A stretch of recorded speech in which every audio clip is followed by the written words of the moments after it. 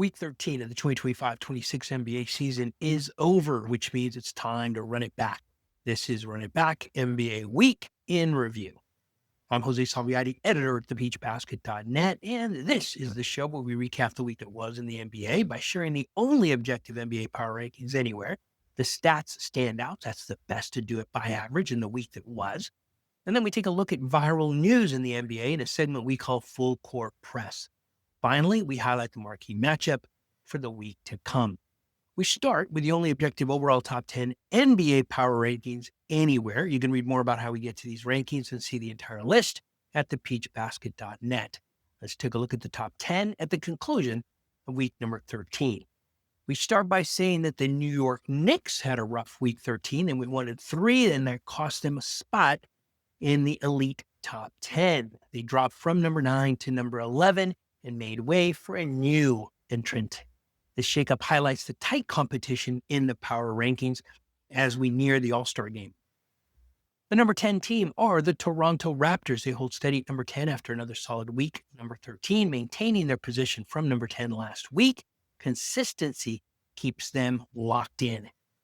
The Miami Heat burst into the top 10 at number 9 this week, up from unranked last week, replacing the slipping Knicks.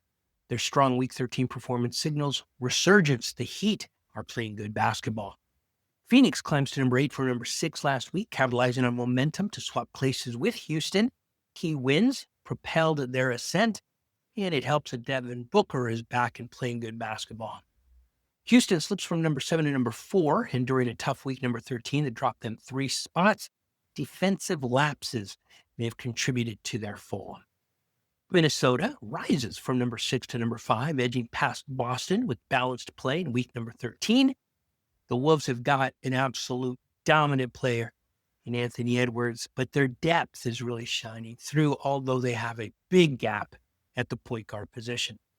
Boston drops from number 5 to number 5, from number 7 after 2-1 week, number 13, losing ground to surging Western teams.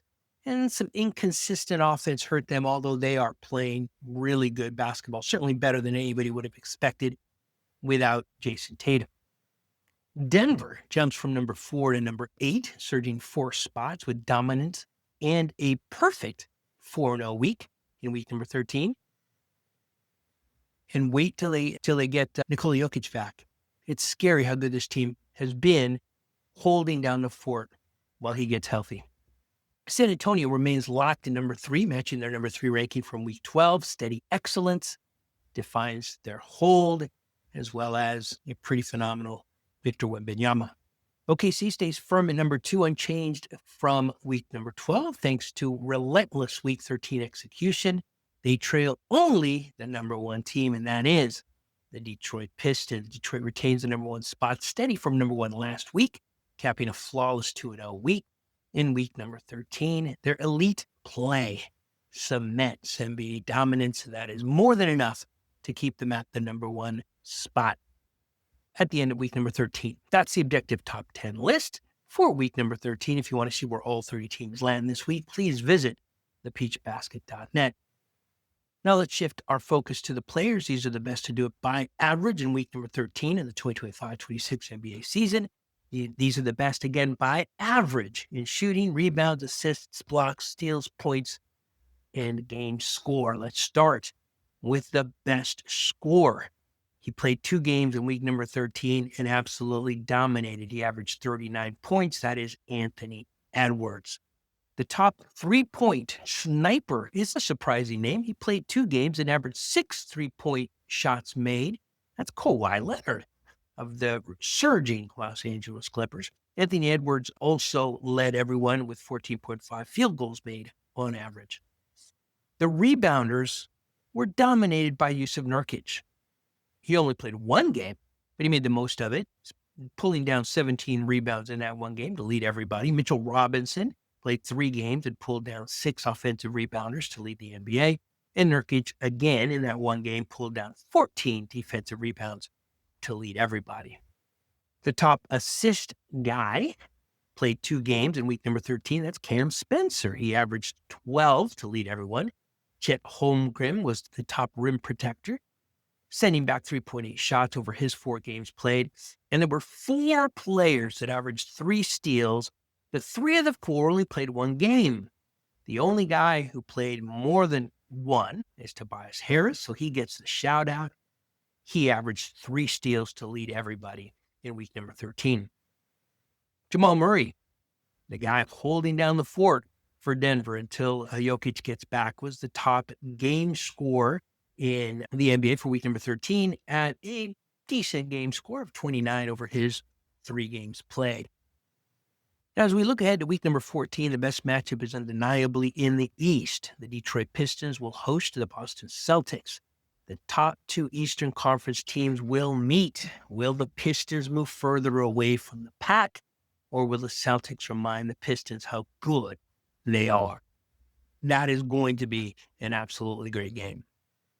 Now, we end with a segment we call Full Court Press, where I ask AI for its thoughts on viral trending press NBA news as we head into week number 14. It came up with some good ones, as it always does. The NBA Europe League push, the Kia MVP ladder shakeup. You got Jaylen Brown surging, Nikola Jokic, Shea, Luka are always in the mix.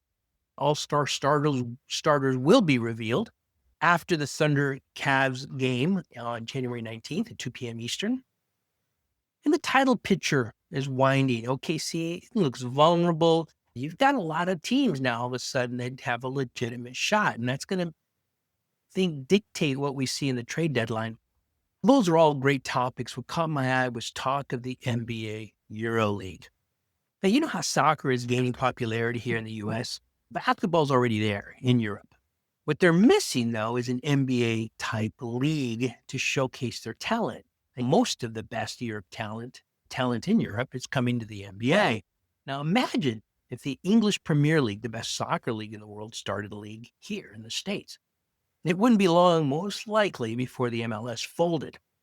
So it's a pretty big deal. It's also an interesting concept in the NBA's ongoing goal for world domination. Here's what we know about the new league. It's a joint venture between the NBA and FIBA, tentatively targeting a 2027 launch. It'll feature 12 permanent franchises in major cities like London, Paris, Madrid, Berlin, and Athens, with plans for 16 teams total, including qualifiers. Now, as mentioned, those 16 teams will include 12 permanent spots and 4 qualifying teams from domestic leagues. It's those 4 teams that are most interesting. It looks as if those 4 will change each year, or could potentially change each year, through a merit-based system functioning similarly to promotion and relegation in European soccer leagues, where performance determines access rather than fixed membership, which is cool. NBA Commissioner Adam Silver confirmed ongoing progress in meetings with potential stakeholders and media members in January of 2026. So we know this is happening. Reports indicate the NBA is targeting franchise fees of at least $500 million per permanent spot, with some speculating that valuation could reach $1 billion. I imagine that's true for some of the spots, like maybe Madrid, London. I could see it getting for what up to upwards of $1 billion. But honestly, if you happen to have $500 million laying around, that would be a pretty good investment. Commissioner Silver is also busy pursuing domestic expansion in Seattle and Las Vegas, with those decisions expected sometime in 2026. The NBA is growing. As a fan of the game, wherever you are, that is good news to hear. That's it. Week number 13 of the 2025-26 NBA season is in the books. Join us again next week after week number 14, when we once again run it back.